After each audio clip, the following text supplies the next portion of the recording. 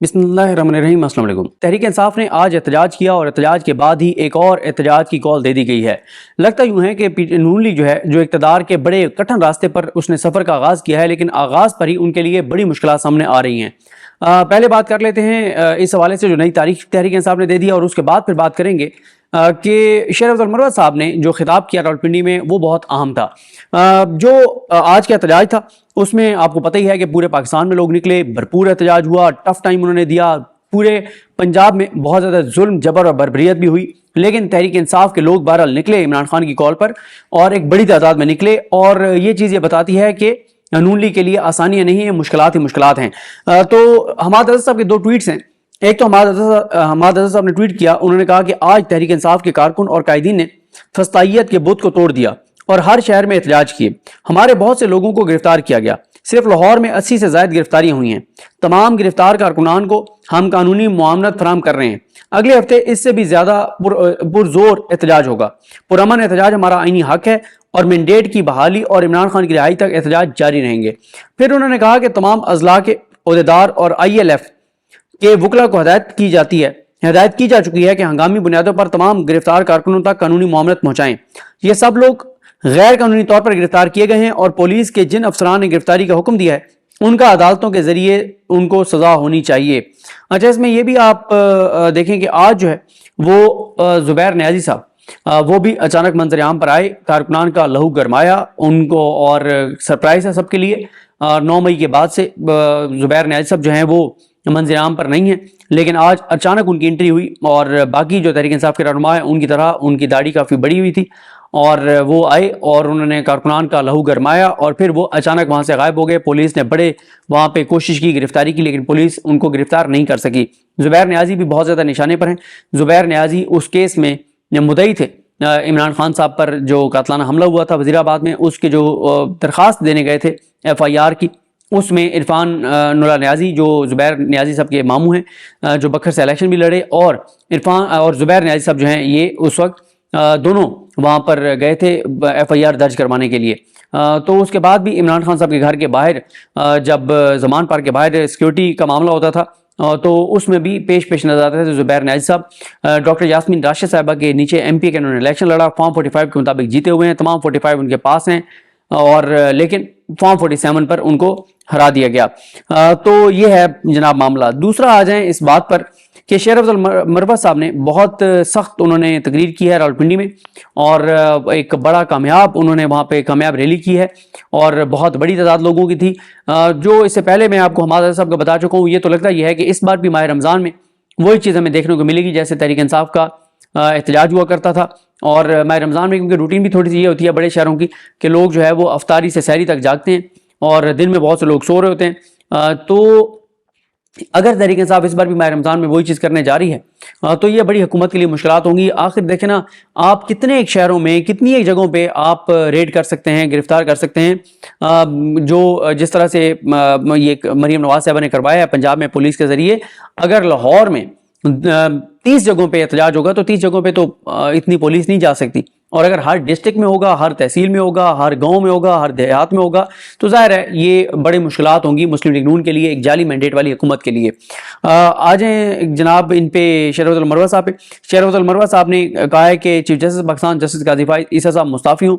उसमें उन्होंने कहा है कि काजी फाइज ईसा साहब के हवाले से सुप्रीम कोर्ट का एक फैसला मौजूद है 5 रुकनी बेंच का कि काजी फाइज ईसा साहब इमरान खान साहब और तहरीक इंसाफ के केसेस के हवाले से जो समात है वो नहीं कर सकते, क्योंकि काजी साहब जो है उनके जो लेटर्स हैं इमरान खान साहब के खिलाफ उसमें उनकी अहलिया का भी जिक्र है। फिर आरिफ अलवी साहब के हवाले से बहुत कुछ काजी साहब ने किया था जब उनका केस चल रहा था। तो फिर सुप्रीम कोर्ट के एक बेंच ने, 5 रुकनी बेंच ने ये फैसला दिया था कि काजी फाइज ईसा साहब इमरान खान के हवाले से किसी भी केस में नहीं बैठ सकते। वो सुप्रीम कोर्ट का फैसला आज भी इनफील्ड है, वो ख़त्म नहीं हुआ, उसको वापस नहीं लिया गया। तो उस पर शेर अफजल मरवत साहब कहते हैं कि काजी फाइज ईसा साहब ने जो वहाँ पे जो इन्होंने बल्ला छीनने वाला फैसला दिया है वो केस ये नहीं सुनते थे, तो लिहाजा ये मिसकंडक्ट के मुर्तकिब हुए। और उन्होंने काजी फाइज ईसा साहब को कहा है कि आपकी नाक तले ये धांधली हुई है सारी, और इसलिए आप जो है वो मुस्ताफ़ी हों। और ये भी है क्योंकि काजी फाइज ईसा साहब जो हैं उन्होंने इन ब्यूरोक्रेट्स को बतौर RO बहाल किया था, लेवल प्लेइंग फील्ड का मामला भी उनके सामने था। तो शेर अफजल मरवत साहब ने कहा कि आप मुस्ताफ़ी हों। इससे पहले तहरीक इंसाफ ये मुतालबा कर चुकी है कि जो धांधली हुई 8 फरवरी के इंतखाबात में, इस पर एक जुडिशल कमीशन बनाया जाए और इसका जो केस है वो काजी फाइज ईसा साहब ना सुने। اور ویسے آج سے تقریباً ایک ہفتے بعد تحریک انصاف بڑی جو ہے وہ اسٹرانگ قسم کی ایک پیٹیشن لے کر جا رہی ہے سپریم کورٹ آف پاکستان میں، تاکہ سپریم کورٹ میں یہ جو دھاندلی کے حوالے سے معاملہ ہے یہ اٹھایا جا سکے۔ اس کے بعد انہوں نے شرفت المروہ صاحب نے کہا کہ بس بہت ہو گیا، اب پاکستان کی ہر اسمبلی میں قیدی نمبر 804 اور اس کے کارکنان کے ساتھ ہونے والے ہر ظلم اور جبر کا حساب لیا جائے گا۔ جب تک نواز شریف زرداری اور MQM والوں کے حلق سے اپنا مینڈیٹ چھین نہیں لیتے آرام سے نہیں بیٹھیں گے۔ شہباز شریف سن لو، جب جب اسمبلی میں آؤ گے ہمارے بوٹ تمہارا منہ چڑھائیں گے۔ مطلب دیکھیں نا، یہ شرفت المروہ صاحب کی جو گفتگو ہے یہ بتا رہی ہے کہ اسمبلی کے اندر ماحول بہت گرم رہے گا، بہت ٹف ٹائم تحریک انصاف دے گی۔ ایسا نہیں ہوگا جو ہم پہلے دیکھتے رہے ہیں، جو ہم نے پنجاب میں دیکھتے ہیں کہ پنجاب میں مریم نواز صاحب کو اتنا ٹف ٹائم نہیں مل رہا، تو یہاں پہ یہ نظر آ رہا ہے قومی اسمبلی میں بہت ٹف ٹائم ہوگا۔ اور شرفت المروہ صاحب نے کیٹیگوریکل کہہ دیا ہے، اور شرفت المروہ صاحب نے جو بوٹ لہرایا تھا اسمبلی میں، اس کے بعد شرفت المروہ صاحب کو کہیں سے کہا بھی گیا کہ آپ پلیز یہ نہ کریں، یہ قومی اسمبلی ہے، نیشنل اسمبلی ہے، پاکستان کا فیس ہے یہ اسمبلی، تو آپ اگر یہ کریں گے تو یہ پاکستان کا کوئی اچھے امیج نہیں جائے گا۔ لیکن شرفت المروہ صاحب نے آج کیٹیگوریکل یہ کہہ دیا، اس کا مطلب ہے کہ وہ کسی کی بات نہیں مان رہے، اور جو ان کا موقف ہے، جو نظریہ ہے، جو سوچ ہے، جو موقف ہے، جو بیانیہ ہے، اس کے اوپر ڈٹ کے عمران خان کے ساتھ کھڑے ہوئے ہیں شرفت المروہ صاحب۔ اور انہوں نے آج کہہ دیا، انہوں نے کہا ہے کہ جناب ہر صورت میں ہم ٹف ٹائم دیں گے جب تک ہمارا مینڈیٹ واپس نہیں مل جاتا، اور بوٹ بھی لہرائیں گے، شہباز شریف کا منہ چڑھائیں گے۔ انہوں نے کہا ہے کہ 8 فروری کو عوام 85% عوام نے قیدی نمبر 804 کا ساتھ دیا، یہ مینڈیٹ ہم ہضم نہیں ہونے دیں گے، دونوں کان کھول کر سن لو۔ انہوں نے کہا کان کھول کر سن لو، پاکستان ہم ہیں، ہمارا چھینا گیا مینڈیٹ تمہیں ہر صورت میں واپس کرنا ہوگا، ریاست ہم ہیں، 9 مئی کا بیانیہ دفن ہو چکا، اور میں نے کہا تھا کہ 8 فروری کے الیکشن کے بعد آپ 9 مئی سے زیادہ 8 فروری کی مذمت کریں گے۔ انہوں نے کہا کہ اگلے ہفتے جو ہے وہ اس سے بھی بڑا احتجاج جو ہے وہ ہوگا۔ اور اس کے بعد آ جائیں جناب، انہوں نے یہ کہا ہے شرفت المروہ صاحب نے کہ عمران خان کی رہائی تک ہم چین سے نہیں بیٹھیں گے۔ انہوں نے کہا ہے کہ اچھا یہ تو میں نے حماد صاحب کو بتا دیا۔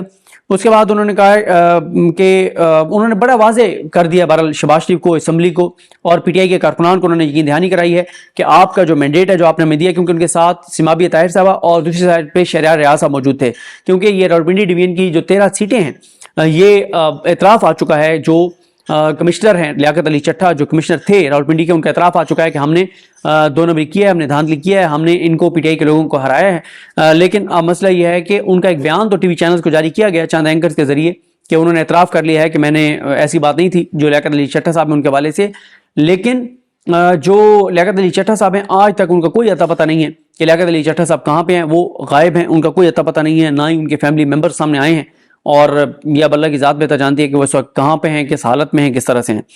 اس کے بعد بلاول بھٹو زرداری صاحب کا بھی ذکر کر دیں جناب، انہوں نے اپنے جو ان کے وزیر اعلیٰ ہیں جو منتخب ہوئے ہیں سرفراز بگٹی صاحب، ان کو انہوں نے مبارکباد دیتے ہوئے کہا ہے کہ وہ بے نظیر کے فلسفے کے اوپر حکومت چلائیں گے۔ اب مجھے سمجھ نہیں آتی کہ جمعہ 8 دن ہوئے ہیں ان کو پیپلز پارٹی میں آئے ہوئے، تو وہ کیسے اتنے نظریاتی ہو گئے پیپلز پارٹی کے سرفراز بگٹی صاحب۔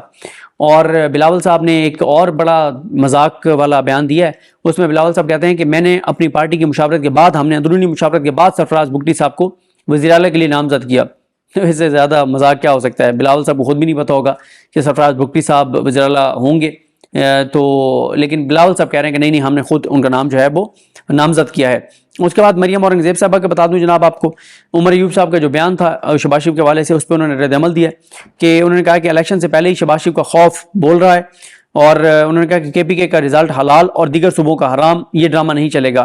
مسئلہ یہ ہے کہ KPK کے تو وزیر اعلیٰ نے اوپنلی کہہ دیا کہ جو حلقہ کھلوانا ہے کھلوائیں، تو مریم نواز صاحبہ کیوں نہیں کہتی؟ آپ لوگ اتنے خوف زدہ ہیں کہ آپ نہیں کہہ سکتے، آپ کو پتہ ہے کہ جو حلقہ کھلے گا تو مسلم لیگ نون کا منہ کالا ہوگا۔ پھر وہ کہتے ہیں کہ پاکستان کو ڈیفالٹ کرانے والوں کا ڈیفالٹ سے بچانے والوں سے مقابلہ ہے۔ جی بالکل، ڈیفالٹ کرانے والے جو تھے ان کے دور میں تمام معاشی اشاریے دیکھ لیں، مہنگائی دیکھ لیں، پٹرول ڈیزل بجلی گیس ساری قیمتوں کا موازنہ کر لیں، تو لوگوں کو پتہ چل جائے گا کہ پاکستان کو ڈیفالٹ کے دہانے پہ کون لایا اور پاکستان کو بچا کون رہا تھا۔ اور وہ کہتے ہیں کہ مریم نواز صاحب کا ویژن ہے کہ باتیں نہیں صرف کام، ماشاءاللہ۔ اس کے بعد عظمہ بخاری صاحب نے ایک پریس کانفرنس کی، انہوں نے کہا کہ پنجاب بھر میں صفائی کا جو کام مریم نواز کے حکم پر ہو رہا ہے وہ 5 سال پہلے بھی ہو سکتا تھا، لیکن نہیں ہوا کیونکہ اس وقت کسی کا ویژن نہیں تھا۔ پہلے تو شہباز شریف صاحب بھی تھے، 10 سال تک وزیر اعلیٰ پنجاب رہے ہیں، تو شاید ان کی طرف ان کا اشارہ تھا. کہتے ہیں کہ اب پنجاب میں وہ قیادت موجود ہے جو ہر طرح کی صفائی کرے گی. تو میں نے تو ان سے سوال پوچھا کہ کیا خزانے کی بھی صفائی کریں گی؟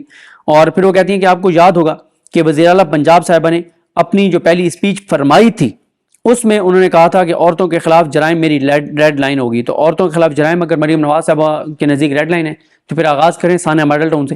جو خواتین کو جبڑوں میں گولیاں ماری گئی تھیں ان کے قاتلوں کو گرفتار کریں، لگ پتہ جائے گا. مجھے اپنی دعا میں یاد رکھیں. اللہ کریم ہم سب کا حامی ناصر. اللہ حافظ.